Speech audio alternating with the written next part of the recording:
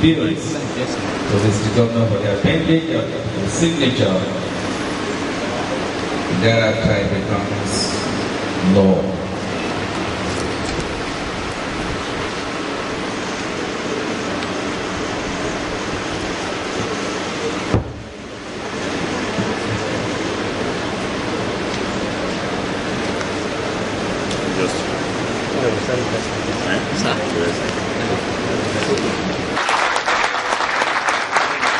The laws being performed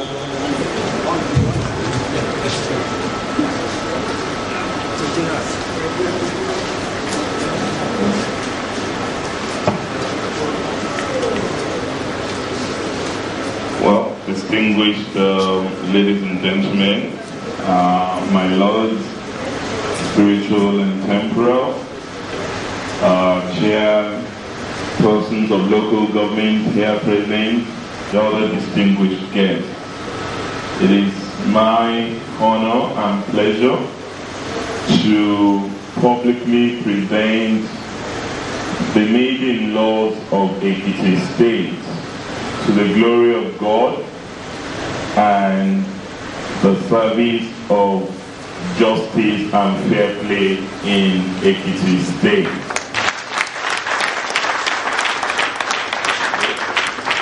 It's a five-volume publication, and I believe it will sit very well on the library shelves of lawyers as well as in the judges' chambers across not just Ekiti State but the country and various law faculties as well.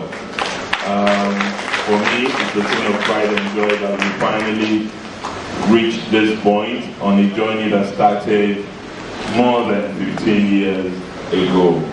Congratulations.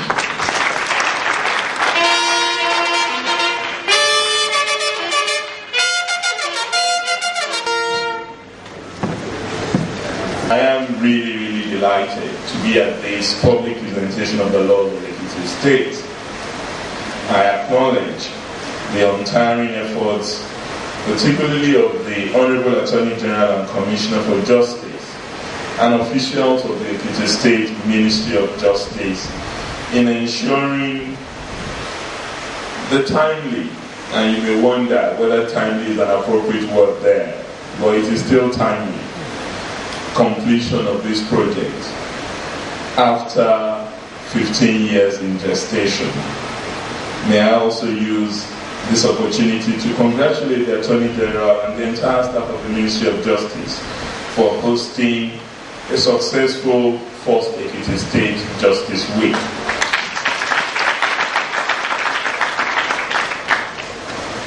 The publication of the laws of Ekiti State is an important milestone in achieving certainty and predictability of justice in Ekiti State. I want to particularly also extend our gratitude to Prince Yemi Adefulu, my own brother from Ilishon. I'm from Ilishon, he's from Ilishon, and there's a whole connection there. And I have a relationship with Ilishon that he knows very well. But I first met Prince Adefulu actually in the process of the laws of the Federation. I was involved in my earlier days as an associate of Uncle Bola, the Attorney General of the Federation at the time. And my brother, Professor Dija Adekunle, was his special assistant. He's here too. Even long before I became a product of the rule of law, I've been long associated with the efforts to produce laws of the Federation in the country. So I am delighted that he's also involved with what we have done in Ekiti State. I do hope that by this publication we have made an important contribution towards easing the stress of lawyers, particularly with regards to quoting the laws as applicable to Ekiti State, to students of law, to justice sector stakeholders in Ekiti State and elsewhere.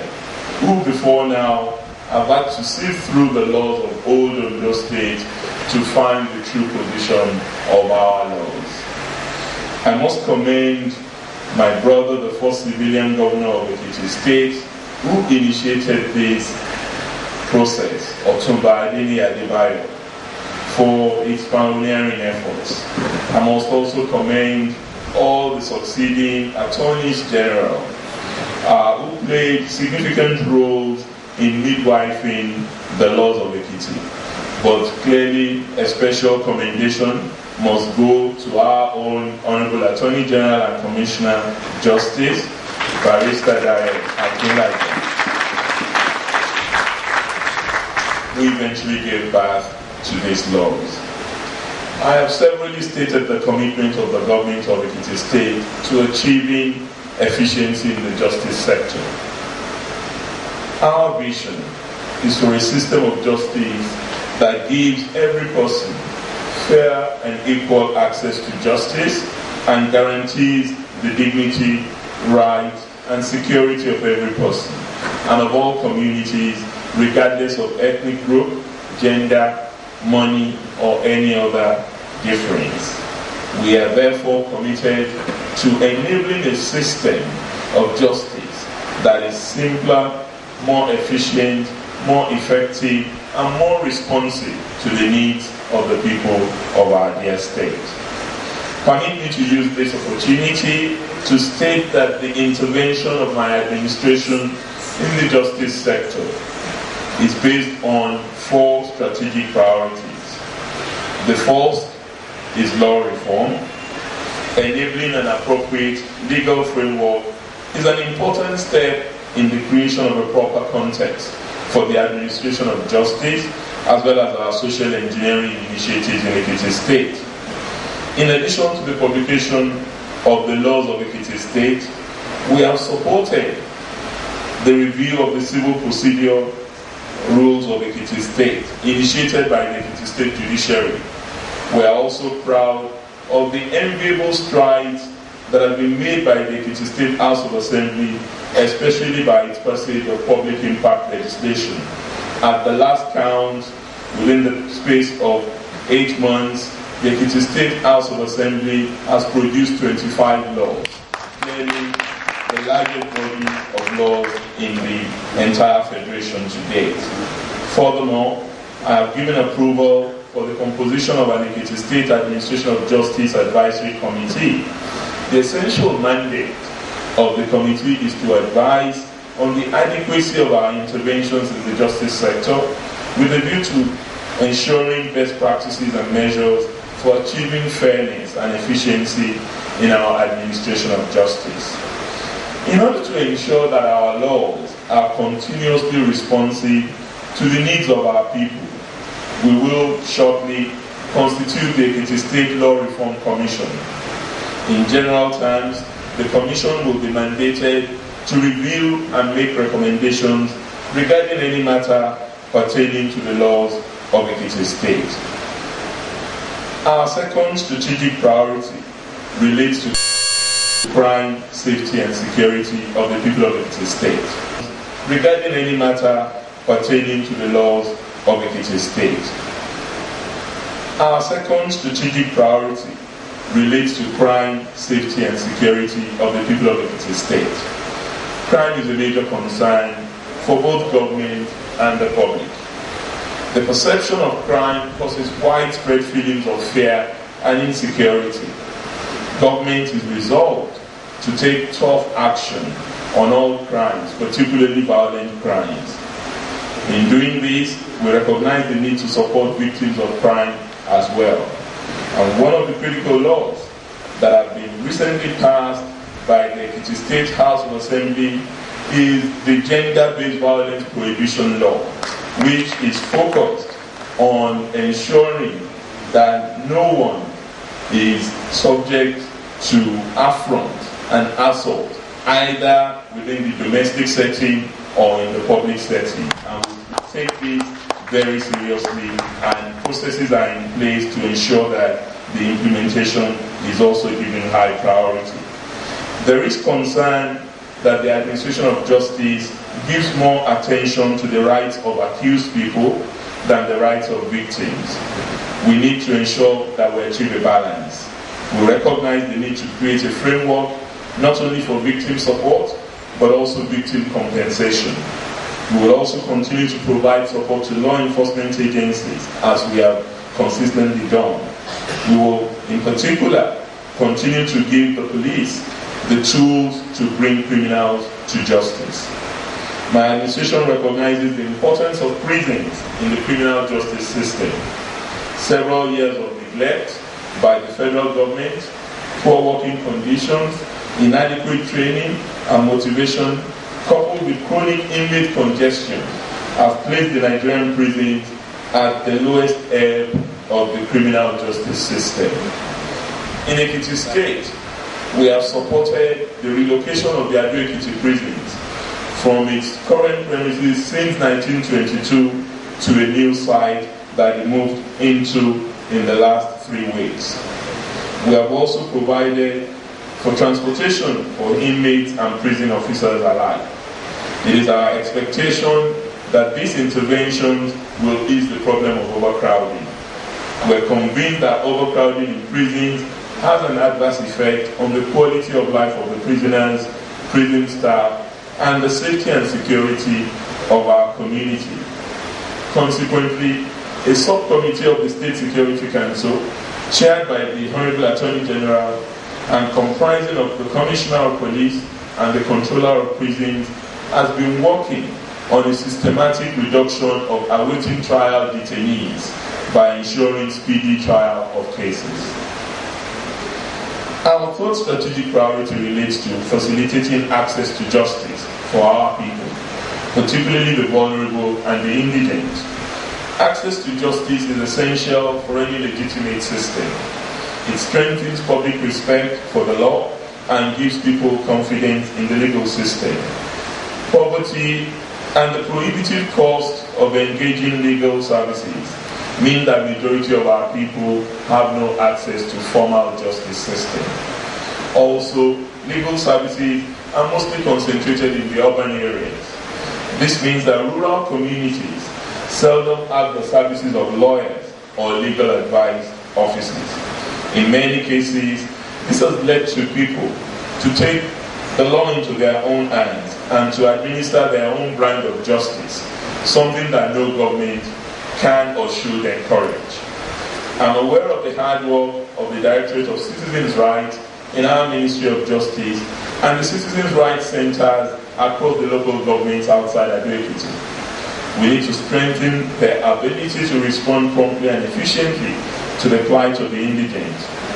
But we also need to broaden the scope of available opportunities for our people to obtain remedies whenever their rights are violated. To this end, government is committed to strengthening access by establishing the Ekiti State Customary Court of Appeal this year as a means of ensuring speedy redress for those who are dissatisfied with decisions in our customary courts in the state. I wish to also use this forum to announce that I have received a request from the National Human Rights Commission to establish an office in Ekiti State. This request will be considered within the framework of the proposed Ekiti State Justice Center, where our people will be able to get redress for a wide range of civil and criminal matters. Our fourth strategic priority is human resource development in the justice sector, both within the ministry and in the judiciary. A lot has been said about this morning, both from my Lord, the Acting Chief Judge, and the Pioneer Chief Judge of Ekiti State. And I believe they are all speaking the minds of my Lord Justices, Judges of the Ekiti State High Court. Without a doubt, we are committed to improving on the support that we have consistently given to the judiciary since the advent of this administration. Because we are committed to the rule of law, we know that it is in our best interest to support the judiciary. regardless of where the pendulum swings, the judiciary. So I don't want any of the rumors that have been going around, my lord, that because the judiciary, for one reason or the other, have taken decisions that are not necessarily palatable to the government of Ekiti State, that they're going to be witch-hunted for that. Anyone who knows me knows that I have absolutely no trouble with interfering with the position of the judiciary in its own decisions. And retrained persons involved in the administration of justice can therefore not be overemphasized. The building of the capacity of personnel in the justice system is paramount to the efficient administration of justice in Ekiti State. It is only when the personnel in the justice system are adequately skilled that justice administration will deliver on its desired goals and be appreciated by our people. The justice sector is a very sensitive sector. This is because it deals with matters that affect the lives of people. It is for these reasons that my administration will continue to support local and international continuous education programs for all cadres of officials in our justice sector. I should also stress that government remains committed to continuous improvement in the working and living conditions of our judges and our magistrates. As I stated, will not be dogmatic. We will reach out consistently to all persons and institutions who are able to offer expert advice and provide support in all aspects of governance. This administration remains firmly committed to the rule of law. It cannot be otherwise, considering that it is an administration midwife and sustained by institutions that embody the rule of law. We're committed to governance and justice without fear or favor, and we believe, God, that we will see the fruits of these strategies yield dividends in this land of honor. Thank you, and God bless you.